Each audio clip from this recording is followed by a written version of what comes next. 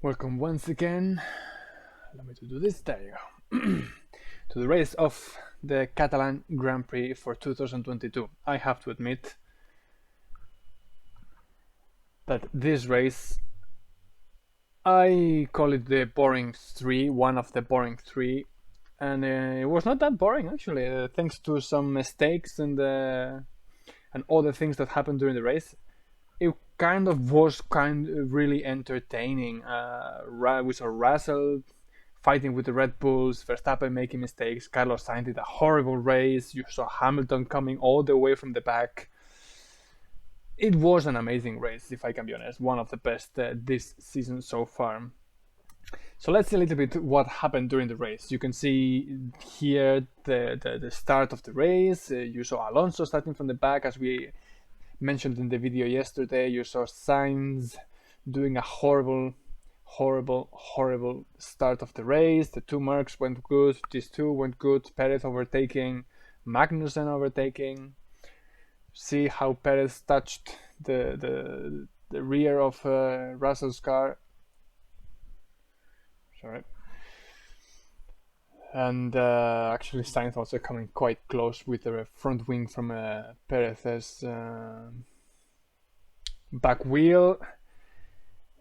The start, Hamilton trying to go there as well, and this is one of the first incidents of the race.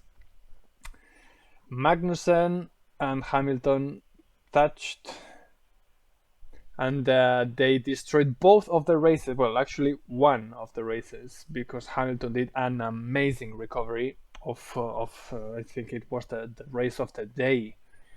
The people voted Hamilton to be the driver of the day, and he did an amazing race. He was more than 20 seconds behind the 18th car, Latifi, and he finished P5. He was gonna finish P4 if the team didn't have this, the car and the team didn't have this liquid water leaking or something like this that made the engine temperature go extremely high, and that's why he had to back off. But if not, it would have been fourth. Humiliating for me. Humiliating Carlos Sainz, who did a horrible race. Whose fault could this be? I don't know. Hamilton was on the inside. There was plenty of space for Magnussen to go outside. Whose fault? If there's someone to blame here, I would blame Magnussen because he's out on the outside. Hamilton was on the racing line, was trying to attack also Carlos Sainz. But anyway, it was a racing incident, nothing to say there. You can see here Hamilton is on behind Carlos Sainz, and Magnussen is the one who goes closing a little bit too much to Hamilton's car. Of course, he's trying to overtake him from the outside, so he cannot do anything else, right? It's a very dirty outside. This is the second mistake of the race. Carlos Sainz, nobody knows what happened. He said something about tire temperature. Some people blaming it on the wind. I mean, he had a horrible weekend. He was really off the pace from Charles Leclerc. He had a bad start. He had a bad qualifying. He had this mistake. And his race was over. He never was able to battle anyone. Bottas with the Alfa Romeo, in theory, he has a car that is 1 second per lap, more or less, slower than the Ferrari. So during the later stages of the race, he was not even able to get close enough to Bottas to be on the DRS attacking zone. So it was a really bad race. Only Alfa Romeo's strategy ruined Bottas's 4th or 5th position. So somebody opening the door? Okay, whatever. You can see here a little bit as well, oversteering on the corner, chasing, I think this is Perez, and somewhere there should be Russell. Laps later, the same thing with Max Verstappen. He had a similar thing, just that he didn't do a 360. And he was on the lead. Yes, he was he was second, and this happened. Later, George Russell and Sergio Perez will overtake him here. However, the difference between him and Sainz is that he actually recovered and won the race thanks to his pace. He didn't have the DRS, by the way. It was damaged.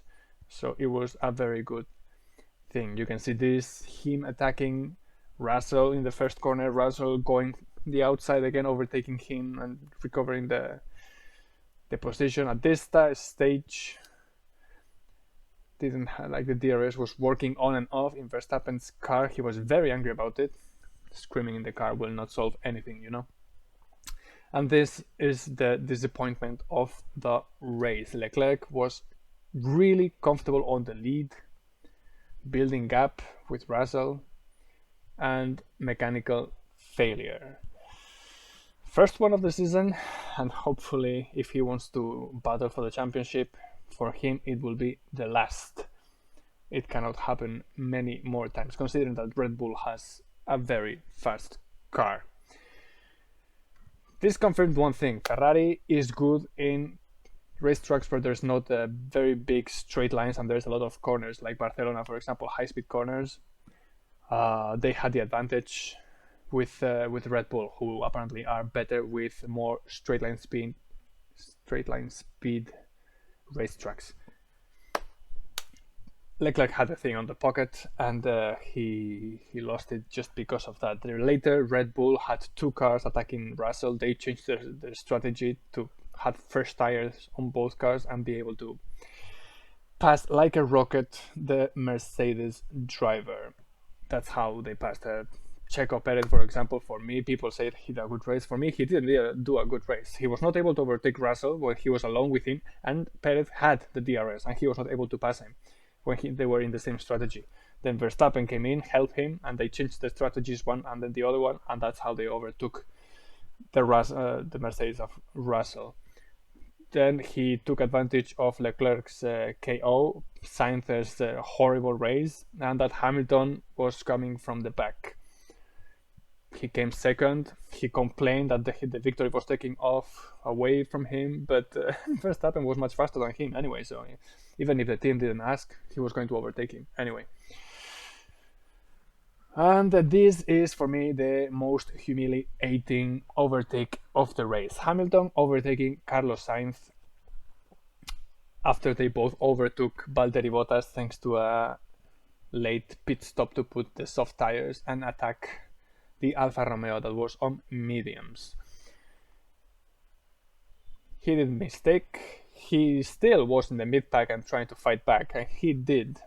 Hamilton had to come all the way from the back of the pack, overtaking everyone, having an extra pit stop from the beginning, and still was gonna be ahead of Sainz by not just like 0.5 seconds. He was actually gaining the advantage on Carlos Sainz until he had this mechanical failure with the water leak for the engine.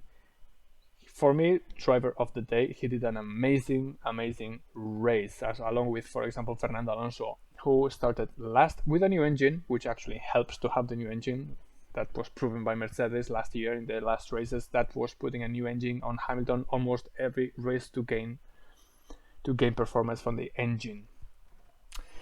Horrible race. I'm sorry, but in Spanish media, for example, they were saying that he did very good. He fought back despite this and that. It's a horrible race. In the home crowd where you want to be good, off the pace, many mistakes, really bad. He cannot be like this if he wants to fight for the championship.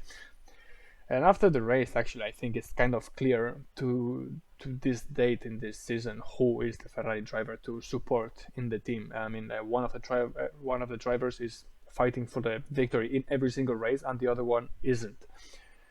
Binotto saying that they have equality to be able to fight and blah blah blah.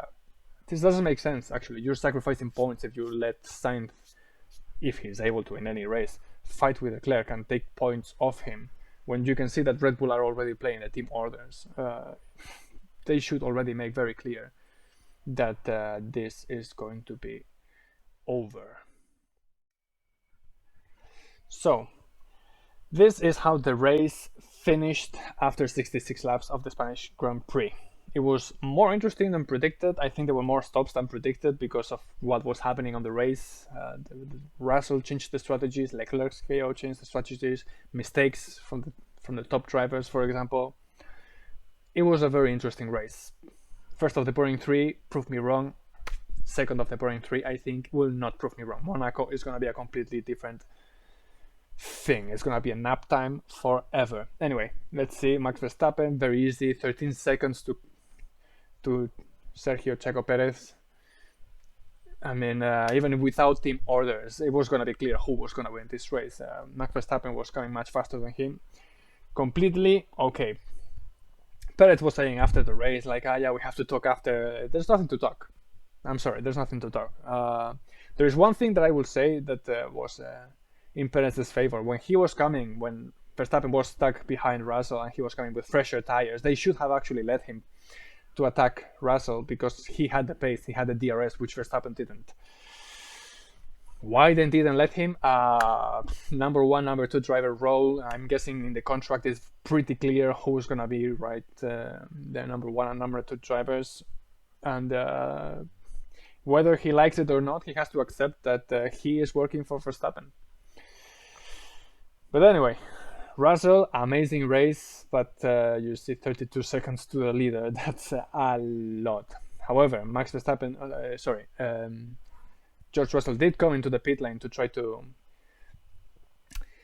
to make some fast lap, but it was useless. Look at the difference with Perez at the end.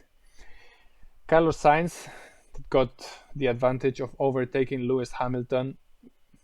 That came fifth. Notice that Hamilton, how much time he lost in that last lap. They came in the last lap with Sainz that was overtaking him. And Hamilton was like a few seconds in front of him. So it was like a 12 seconds, something like this to Russell. So, and they told Russell also to back off. So anyway, it was, for me, this is humiliating. What happened with him, it's unacceptable. And they should make it very clear with him. But anyway, Valtteri Bottas, for me, very good race as well. Battling, handling, Sainz, he couldn't handle Hamilton. Hamilton arrived and overtook him at once, even without the DRS. Alpine with Ocon, decent race without the problems from Leclerc, P8, but you see, anyway, looks like Alpine is like the first of the rest of the pack, judging the difference with Lando Norris, which, by the way, was sick for the race, let's not forget. So amazing race by Lando Norris as well. You can see that now there is kind of like a split between the first three teams on the top. Bottas, I don't know why Guang Yu Zhou, he's a rookie, he still has to understand how the F1 works, but he's not matching Bottas' pace, not even close. Like he was out in Q2 and in the race he was completely disappeared. So I don't really know what's happening with Guang Yu Zhou, or Zhou Guang Yu, however you want to call him. Fernando Alonso came ninth without Leclerc. It was going to be P10. Still, he overtook 10 cars with strategies and everything. So it was a good race also for Fernando Alonso, have to be honest. And the last one, Yuki Tsunoda with the Alpha Tauri. Have to be also said that I think this is one of the weekends where Tsunoda was actually much better than Gasly. Gasly had many problems, and it looked like he was kind of lost with the pace. Was always behind Tsunoda, and he was not the Pierre Gasly that in theory should be the leader of the Alpha Tauri team. Let's see if this affects the future of possible moving to McLaren or other team. Did I guess any of my predictions? I was gonna guess the first two at least. However, KO, he won the race, horrible, and the rest not at all. I did guess that all these people were gonna be on the points. I was right about that. I didn't guess Gasly, and I didn't guess also that Ocon was on the points. So disappointment. Maybe I should start taking points of how much like that. So scroll that out. This is the championship. Leclerc, horrible result for the championship. For the first time, he lost the lead that he had. Let's not forget that Max Verstappen retired in two races that Charles Leclerc won. That was 50 points for him. He had an advantage of 50 points against Max Verstappen. That makes Verstappen has already demolished. Checo Perez is third on the championship. George Russell still number 4 in the championship. But the good thing is that Mercedes is already back on the fight. Almost. They recovered a lot of ground. They still lack some pace. I don't know if you noticed, for example, in the qualifying that George Russell at least, he was the fastest in the first sector, but in the third sector they were losing a lot of time. So they still have a lot of work to do to recover the ground lost, but it's a beginning. You could see that porpoising was not there anymore, or was much reduced thanks to the new floor, the gadgets and everything. So very good. Carlos Sainz is 5th on the championship. It's really bad. Lewis Hamilton, very good race, recovering some points and some ground. Norris, Valtteri Bottas, which I think for many people is going to be the revelation of the championship. Nobody was expecting much from him going to Alfa Romeo, especially seeing how Alfa Romeo was performing last season. Esteban Ocon scoring the points for Alpine, which Fernando didn't score due to mainly bad luck as well. And Kevin Magnussen for the Haas, by the way, I don't know if you noticed, Haas, the only team that didn't bring any updates to this race, did not finish in the points. Both of them were out of the points. And that was more or less all for the weekend. Next stop is going to be Monaco. Nobody is going to bring any updates there because it doesn't make any sense. It's going to be this week, non-stop. It's going to be going to Monaco. And get ready for Grand Prix boring number 2 out of 3. Monaco, nobody is going to overtake because there is no space to overtake. So get ready, take a pillow, take a blanket, some popcorn, and take a nap with the Monaco Grand Prix. Unless there are accidents, of course, which can happen. But anyway, see you.